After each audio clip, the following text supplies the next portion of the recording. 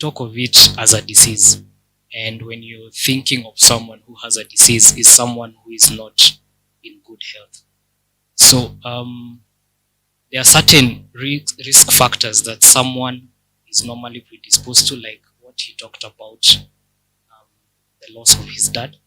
And that risk factor becomes a maintenance factor of him getting to take more and more drugs. And so that becomes a reward system by engaging in, like, now taking alcohol, taking all these other drugs.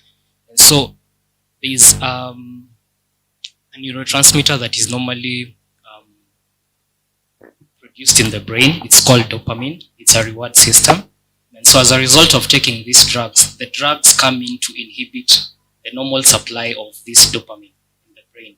And so as a result of taking these drugs now become the new reward system of a young person. And so every other time that they're thinking about what they're going through, be it childhood traumas, be it seeking pleasure, be it seeking sensations from different other things, now this is how they get hooked up.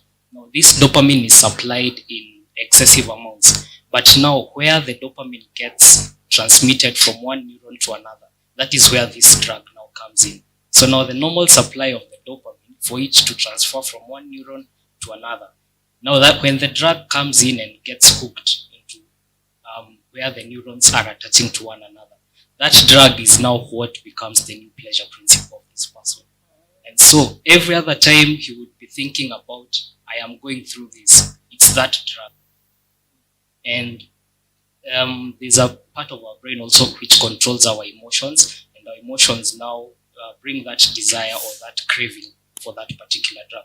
Now, all this working together, this is what will enhance and keep this person hooked into taking of these particular drugs. And so they become strong, and so he loses track of what used to normally bring pleasure to him, or what used to give him rewards long time ago. Be it, let's say, something like sports or watching movies or hanging out with friends, that gets replaced by this drug. Ends up getting hooked into taking this. Wow. So it's a pleasure center. Did you say one of the risk factors is loss of a parent? Yes. Other factors are like? There are so many risk factors. It could be socioeconomic status of a person. Socioeconomic status of a person can make this person, like, they're feeling vulnerable and they want to be like everyone else in the society. And since they come from a disadvantaged place, they want now to feel like I belong to these other people. Other factors could also be like cultural practices. There are certain cultures that when you're engaging in, like, functions, let's say like traditional functions, so you find like drugs are normally taken there. And so this young person, as a result of seeing what is going there, and they decide, like, this seems cool, this seems nice. So ideally, when they are grown up, they would tend to gravitate towards that particular direction. Another one could be genetic. When the child is young, transmission from mother to child, if the mother was taking drugs to some extent, so the child genetically might be predisposed to taking drugs once they are out of the X factor. And I think other socio-environmental factors could be like the availability. When it comes to school, it's peer pressure, or you have carried the traumatic grief to school, right? Or your parents are fighting.